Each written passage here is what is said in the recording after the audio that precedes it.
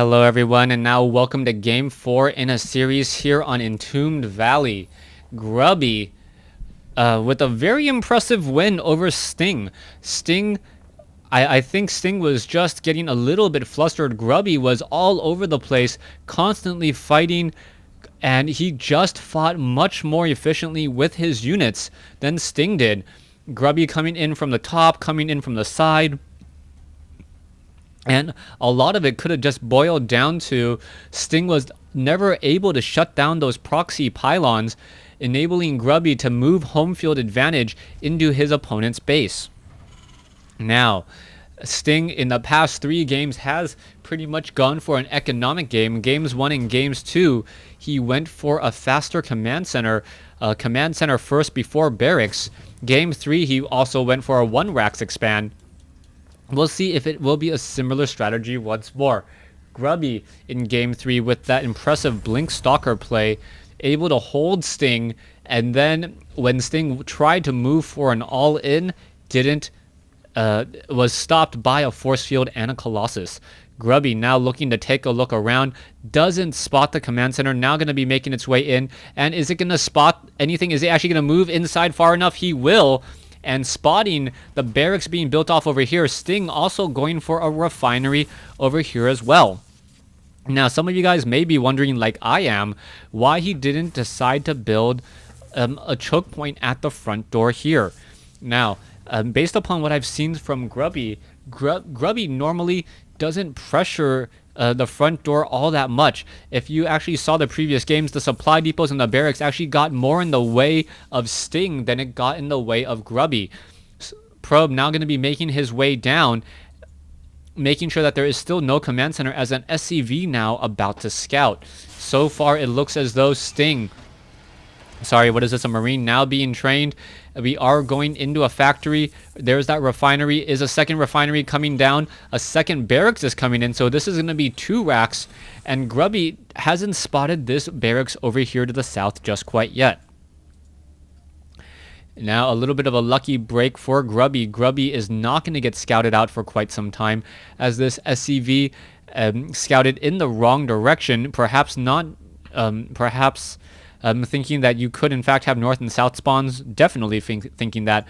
I'm not sure if the IEM map allows north and south spawns, but we are going to have a zealot here to try and chase away this SCV. SCV will most likely go, yeah, whatever. I'll take a little bit of damage, but it's more important that my general sees how much is going on inside here. All right, a chrono boosting out a stalker. That SCV pretty much taking a look around. There's that third pylon, which normally means I'm going to be hiding something there. SCV unable to slip away. And what is Grubby going to be placing here?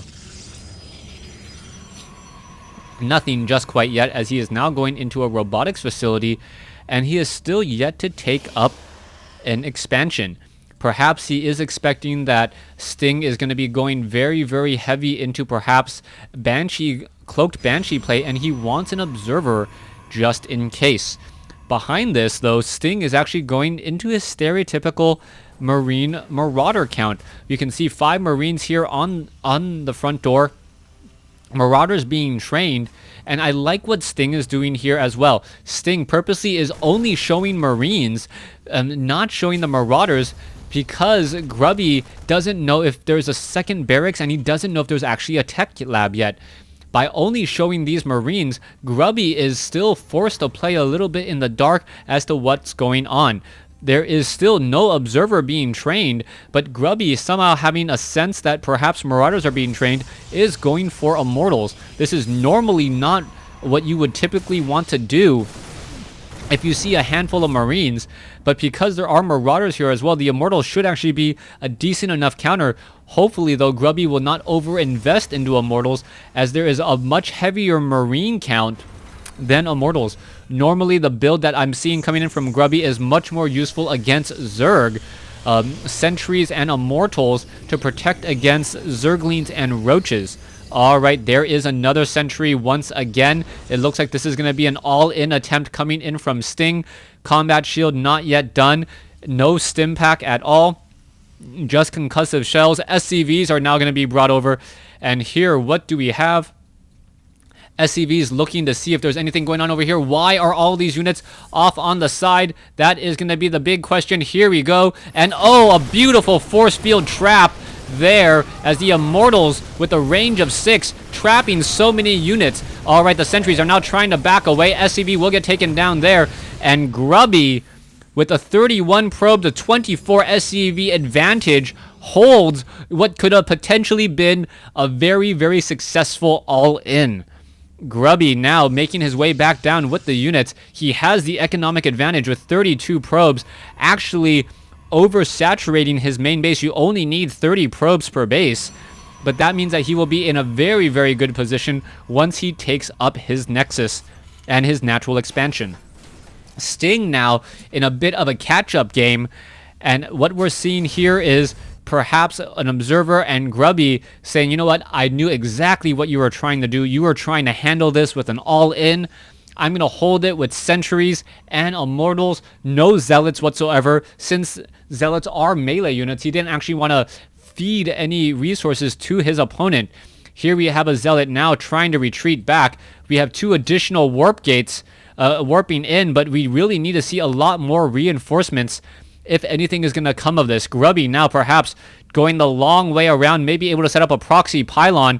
Marines still without stim, now researching it, but the question is going to be, is it going to be enough? There are a whole bunch of sentries here. Immortal going to clean up that one Marine, and there's some force fields catching some units out of position again. The one zealot is in retreat, while the rest of the units are attacking. Good micro there by Grubby, making sure to attack with all of his units while saving the one only unit that could possibly die.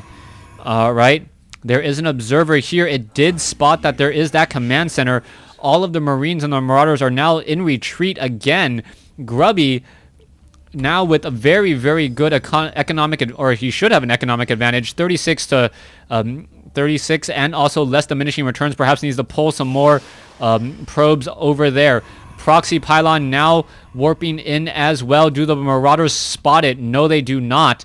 And Grubby is going to be pressuring with 4 gates here. All right, Immortals now pushing in, and this is going to be a beautiful contain, most likely for quite some time. There you go. There's the force fields. Marauders are going to get stuck, and with so many force fields here, this is just going to be 3 very dead supply depots, as we are now upside down on supply, sitting at 75 over 62. All right, do we have sight up onto the high ground? Yes, we do. The orbital command will actually be forced to retreat just a little bit, as we now see a factory flying by. It will scout out this proxy pylon, but it just misses this one. Here we have a little bit of camera loss there. All right, here we have it once again. We may have an attack, but Grubby, with enough energy for a force field, is going to be able to shut down if these units try to make their way down at all. Sting perhaps needs to train up some SCVs, call in some more mules, do something. Sting does have some SCVs off the mineral line, as we may see an attack move down here. There is that scanner sweep, and there's the force field trading an observer for a whole bunch of dead units there. Nicely done, and there's the blocking of the retreat once more. Medevacs now looking to do an unload on the far side. Grubby, does he spot it? Yes, he does. Those units are now trying to make their way down as the force fields come down, making sure that he does not get flanked at all. Medevacs now on the move. And where are these Immortals perhaps going? No, they are just trying to contain and prevent this orbital command from landing. All right, another force field comes down on the ramp.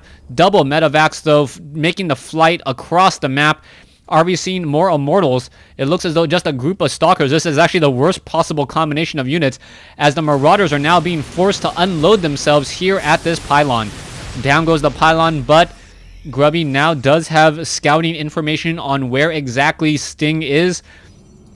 Grubby should have a strong economic advantage, as Zealots now running straight into a group of Marauders there. Concussive shells may be a little bit too much. Stalkers now trying to make their way over, as the Marauders do have stim. They are going to go in for a full retreat, and it looks like 3 Marauders will just be left behind to die.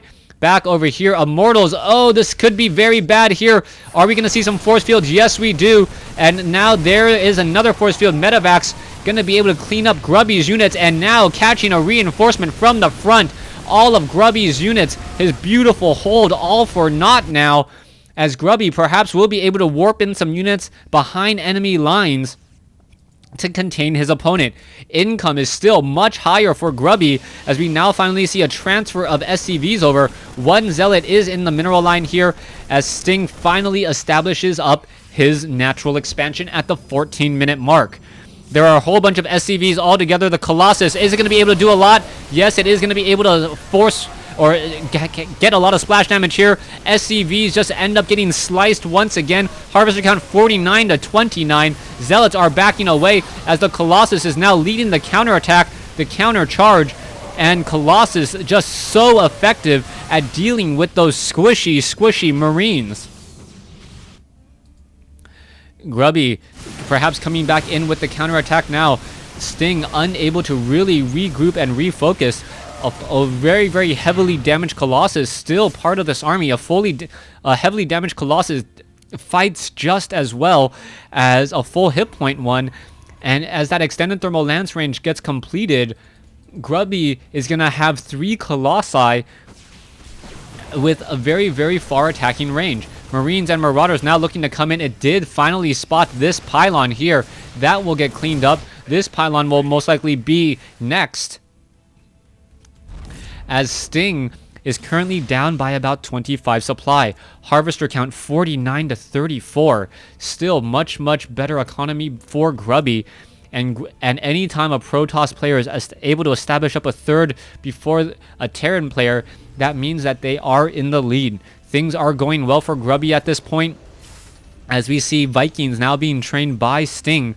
Level 1 weapons upgrade hasn't even been started, I don't believe, as we are finally getting our first forge by Grubby at the 16-minute mark of this game. This Stalker trying to chase this SCV cannot allow this SCV to spot this Nexus. Otherwise, Sting may perhaps try to do some drops there, or do a little bit of counterattacks there as well. There is that one SCV. It does get taken down. I believe the SCV did spot the Nexus. Yes, it did, as we do see a proxy pylon now being set up by Grubby once more. Marines and Marauders running in. That is just going to be a suicide move there. Losing a lot of Marauders and Marines. There's still an observer in that group there, and Sting now about 36 supply behind, and more importantly 17 supply behind as well. We can see Medivacs now, however, coming in for a very deadly drop here straight up on the cliff. Does Grubby spot this? No, he doesn't, and that means a fully unloaded Medivac inside the natural. Colossus may try to engage. Probes now trying to run around from the far side, praying that they will be protected, as the probes are now making their way back through again. Here comes Grubby with the strong counterattack. Are those units going to be able to come back in? No, it looks like it's going to be a drop back up inside the main, and you're going to be dropping straight up in a location where Grubby can once again not see. Beautifully done, as all the probes are once again in full retreat. Sting really showing why he took Game 1 and Game 2. He is playing very efficiently with his units, as the Colossi are simply there, unable to do any damage to the Medivacs, perhaps hoping the Medivacs will crash into them, killing all of those units inside. Not that Medivacs can crash into Viking or into Colossus. For some reason, there's no unit collision in the air. Anyways, let's come back down over here. Stalker's unable to catch up to those Medivacs. Medivacs now doing once again an about face, but an observer is there to spot this and we may be seeing more Zealots or more units warp in here. It looks as though, yes, we are going to be getting some Stalkers over there just in time. There is one Stalker in position, but it is taking a whole bunch of damage. Rest of the Stalkers have arrived, and the Marines and the Marauders should be lifted off and pulled back in just a moment. All of this damage and all of this harassment that Sting is doing, as effective as it is, has not yet given him the lead. Grubby now still with heavy saturation at his third base. Meanwhile, Sting with no saturation at all at his third base, because he doesn't have one, is now forced to do an all-in attempt. You can see the SCVs are so gung-ho once more. Can we win this war if I die? We will see. Grubby now with 5 Colossi here ready to go. And the Colossi do have armor upgrades. That is it. And here's the attack. There's the engagement. Zealots now trying to charge in. Vikings are in the front. Colossus falling extremely quickly as the force fields are now working against Grubby. Colossi still charging the way through. Grubby now trying to flank.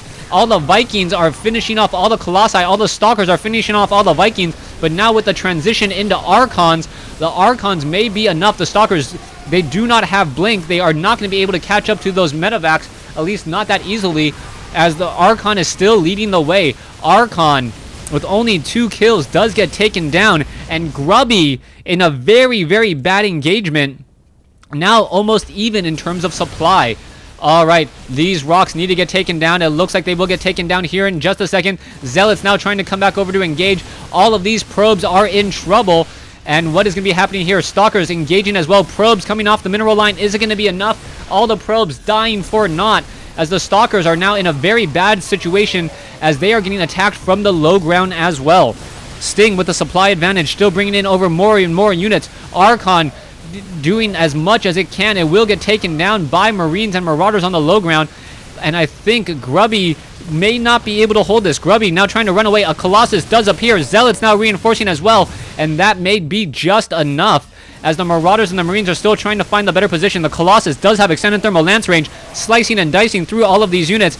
Marauders are now getting picked apart one at a time. And without a large enough contingency of reinforcements, Grubby may have this just because of the follow-up. This one Colossus dealing so much damage. Stalkers are going to be able to reinforce the Colossus just sitting there absorbing damage on its shields, as the Medivacs are now getting taken down. And there's the GG by Sting. Sting realizing that he cannot come out ahead. He did exchange and trade very well. Grubby losing more units overall, but Sting with less to lose, so to speak, ended up losing the game. Thanks for watching. Thanks for listening. Stay tuned for Game 5 in this Best of 5 series.